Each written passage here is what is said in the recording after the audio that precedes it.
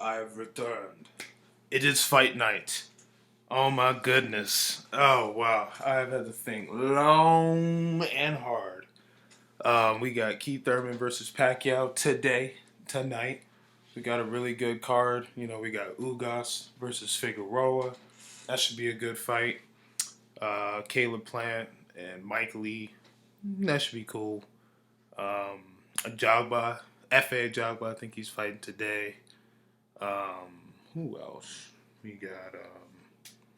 Oh, we did get some altercations for this fight card.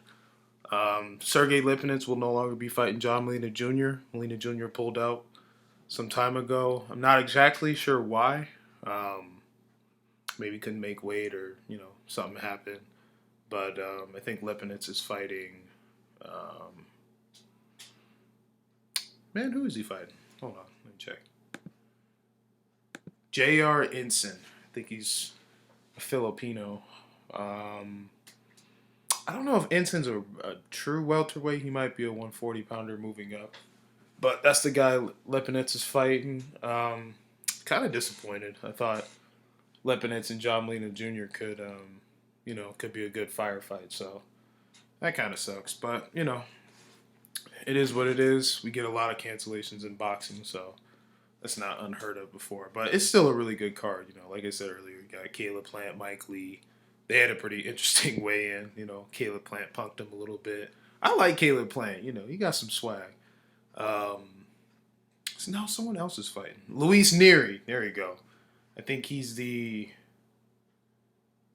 bantamweight champion, WBC champion. He's fighting today. I already said Ugas versus Omar. That's a tough fight. I'm not sure. I'll go with Ugas over Figueroa. I'll go with Ugas. I want to pick Figueroa, but I'm gonna go with Ugas. I think Ugas will get probably like a split decision win. Very sharp counterpuncher. Arguably beat Sean Porter in his last fight. Figueroa arguably lost his last fight to John Molina Jr. Now styles make fights, so just because he looked solid versus Porter doesn't mean he'll do good versus Omar. Omar is kind of an awkward fighter. Um, in the smaller divisions, he definitely let his hands go. So it doesn't look like the same Omar. Not that he's a bad fighter, but I don't know. At lightweight, he was way busier. It felt like so. Um, I don't know. We'll just have to see. I want to say this is Omar's third fight at welterweight. He fought Guerrero. No, he fought DeMarco, Guerrero, and he just fought Molina. Okay, so yeah, this is his fourth fight at welterweight now, officially. So, um, I think it'll be a fun, stylistic fight. Like I said, I can't see it being a boring fight, but I think it'll be good. And of course, the main fight everyone wants to talk about: Keith Thurman, Manny Pacquiao. I'm not gonna lie to you guys. I did have a week or two where I was leaning with Pacquiao, but I'm gonna roll with my first mind. I'm gonna roll with Keith Thurman. Um, they're both. We'll see. Pacquiao's 5'5" with a 67-inch reach. He's 40 years old now. I mean, age I'm not really tripping on. I think he's 61, 7-2 with 39 knockouts. And he's a southpaw, obviously. You got Keith Thurman, who's 5'7", so he's about inch and a half taller. I think Pacquiao's like 5'5" and a half. So you got Keith Thurman, who's 5'7", 69-inch reach. He's 30. He's 29-0 with 22 knockouts, and he's got, I think, one no contest. Um, so he's in his prime. But like I said, I'm not really tripping about the age thing when it comes to, because B-Hop, he had his best years when he was like early 40s, late 30s. Sergio Martinez, his best wins were like in his mid 30s. Adonis Stevenson, he did really good in his mid 30s. Pretty much anyone who started boxing kind of late was pretty. Even, Shane Mosley had a pretty good run in his mid 30s. So did Marquez, Pacquiao, Mayweather. So, pretty much if you stay in shape and stay away from like drugs and alcohol and whatnot, you can have a solid long term career. So it's just how you take care of your body. Pacquiao definitely takes care of his body. This is probably the most in shape I've seen Pacquiao look since probably the Mayweather fight. To be honest, he looks better in this camp than he did versus Broner. He even admitted as much. So Pacquiao looks in great shape. Thurman looked in great shape. I think they both weighed in at 146.5. Um, it's going to be a great fight, man. I think could be. This is what I'm thinking was going to happen. I think the first 6 rounds, I can see Keith Thurman trying to go for the knockout, the first 6. If he doesn't knock out Pacquiao within the first 6 rounds, he's going to do pretty much what he always does, especially the last year or so. Last 3 years. He did it versus Danny. He did it versus Lopez. Where he'll start off strong, first 6 rounds, he's real aggressive, boxing in and out. Actually, they both kind of hop in. And the second half, he likes to cruise in those rounds, cruise the second half, steal a round here and there, and get his decision. Which I'm thinking is probably what's going to happen. Like I said, first 6 rounds, he'll legitimately go for it. And if either one, he doesn't get knocked out himself, or two, he doesn't knock out Pacquiao, then don't be shocked if Keith Thurman boxes, quote unquote, a little bit more in the second half of the fight, kind of steal rounds here and there. Stylistically, it's a great fight. I think it could remind me of a few fights. I think both guys will actually get dropped, or at least hurt. Definitely hurt, and maybe even dropped. I could see a couple of knockdowns for both fighters, especially early. Pacquiao has arguably like the greatest straight left ever. Definitely top 5. And speaking of southpaws, let's moment of silence for Sweet Pea Whitaker. He did pass away, or not pass away. He got in a car accident Wednesday, a couple days ago. Just bad in general. Human being getting ran over by a car. I think he was like 55, so that's pretty young. Rest in peace to the legend. I think the greatest defensive fighter ever. Definitely lost a legend. So, definitely prayers to him and his family. Sorry to go dark on that for you guys. Just randomly remembered. But back to the Thurman Pacquiao fight. I can expect a couple of knockdowns. I think both guys will get dropped. Definitely hurt, but I think both will hit the canvas at least once. For Pacquiao, he is the smaller fighter, but Pacquiao's actually boxed more the last couple of years. Since the Marquez knockout. I told you guys before he has a great straight left. His left to the body is solid. Not what I mean by solid, I mean in terms of him using it consistently. Like when I say someone has a good tool, like in their arsenal, it's based off consistency, accuracy, usage, yada yada yada. So, Pacquiao, great straight left. His jab could use. I mean, it was effective versus Broner, but it's Broner. He doesn't really let his hands go. That is kind of the one thing that does worry me a lot about Pacquiao in this fight, is that he hasn't fought, an elite puncher in a while. Because his last fight was Broner, who's solid at 47, but, let's face it, Broner's not a world beater at 147, or even at 140. Jeff Horn, I don't think Pacquiao took that fight seriously. I actually thought Pacquiao beat Jeff Horn. He looked terrible, but I still thought Pacquiao won. He beat Tim Bradley, phenomenal athlete, good boxer, also a Hall of Famer, but I think most people would agree that Pacquiao won all 3 of those fights. Who'd he fight in? He fought Floyd in 2015, fought Algieri in 2014. Who did he fight in 2013? He fought Brandon Rios, right? And Brandon Rios just moved up. Brandon Rios got, he got cool power, but more of a volume guy. and he just moved up. Coming off of both were coming off a loss when they fought. Marquez, but that fight was like at 144, so they weren't really fighting at the true welterweight spot. And Marquez is he's really a lightweight. Um, who did he fight in 2011? Did Pacquiao fight Shane Mosley? He fought Shane Mosley 20. Let's see, 09. No, 08 he fought De La Hoya Hatton. 09 he fought Cotto. No, 11. Okay, here we go. 11 he fought Mosley and Marquez in that third fight, and he looked bad in that fight. So Mosley was probably the last puncher that that was legit that he's fought. Yeah, probably Mosley. That was 2011. Because 2010 he fought Margarito and Clottey. Because both those fights were at the AT&T. So, and they can both punch. So, and Cotto can punch, De La Hoya. So, wow, yeah. So he hasn't fought a real legit puncher since like 2011. And if you want to say a puncher in their prime, that would be Joshua Clottey in 2010. Well, Margarito too. So it's wow. It's been a while since Pacquiao's really fought a dangerous puncher. Keith Thurman, people freaked out about his last performance. Thought he dominated the first six, seventh, eighth round. I legitimately thought he was going to get stopped, as did most people.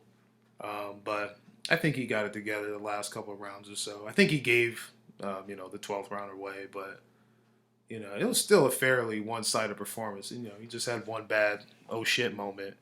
That's one thing I can't stand about Keith Thurman. He uses a lot of excessive movement when he's hurt. So rather than trying to clinch and just buy time, he tries to buy time by over moving in the ring, which just burns you out. So, but that's his habit. That's what he does. So. I think, if he does that versus Pacquiao, he can land into some real trouble. Pacquiao's a good finisher when he does get you hurt. And like I said, I do think both fighters will get hurt. I think drop, but definitely hurt for sure. Just because of how they both kind of ambush in. I think Thurman, his style is more versatile, so I think he's a little bit able to do more, whether it's to box Manny Pacquiao or be more of the matador and be the counterpuncher. I think he should actually try pushing Manny Pacquiao back. Pacquiao's not good fighting off the back foot. He's very good laterally, and he's good, as the aggressor. But in terms of fighting off the back foot, keeping guys not tagging him, no, defense is not there. He definitely lunges a lot with his shots.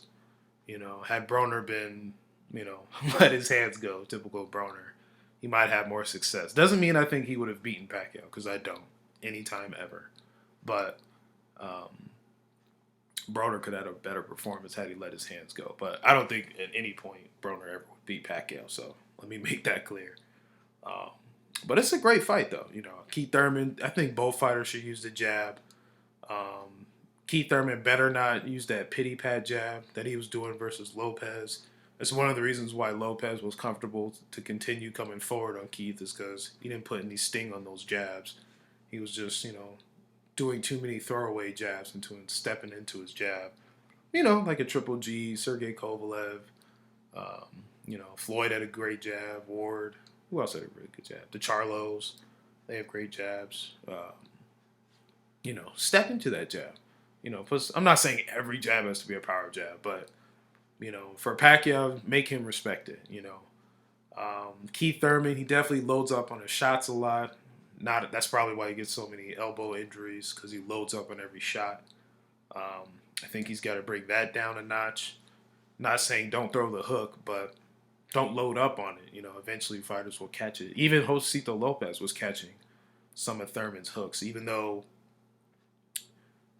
he wasn't dodging it per se. He was still able to block it, so he can take some sting off the punch, especially when you're a left hook puncher versus a southpaw with a good high guard, which Pacquiao does have.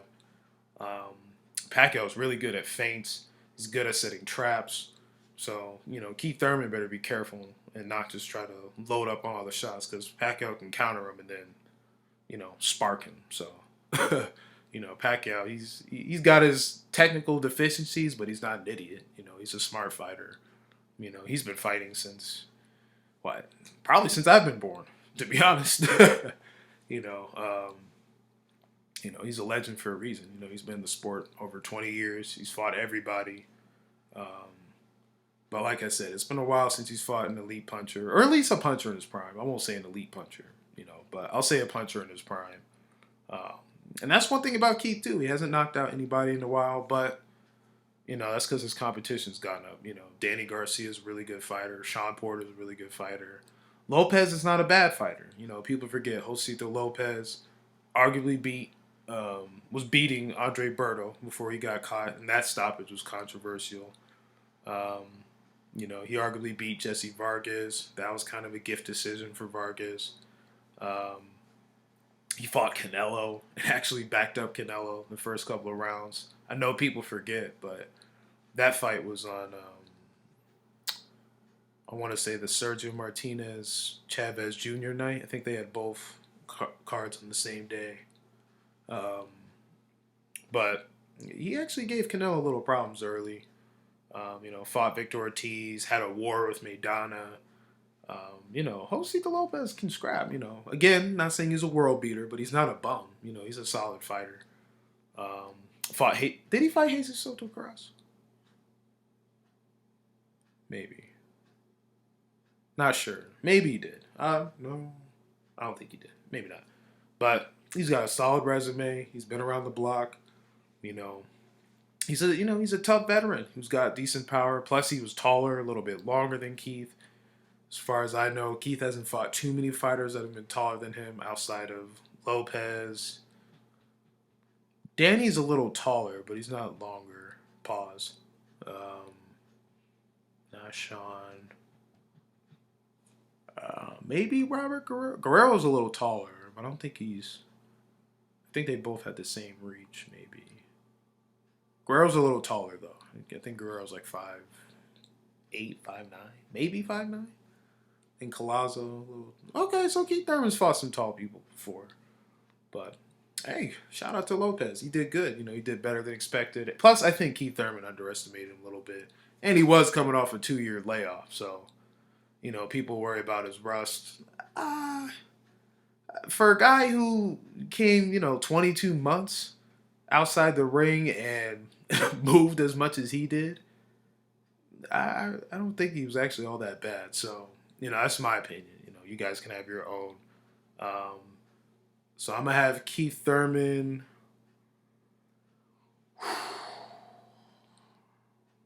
I'm tempted to say, I don't know if he knocks Pacquiao out, to be honest, though. I'm not sure. I think he will, but I'm not. This is tricky, guys. I'm not sure.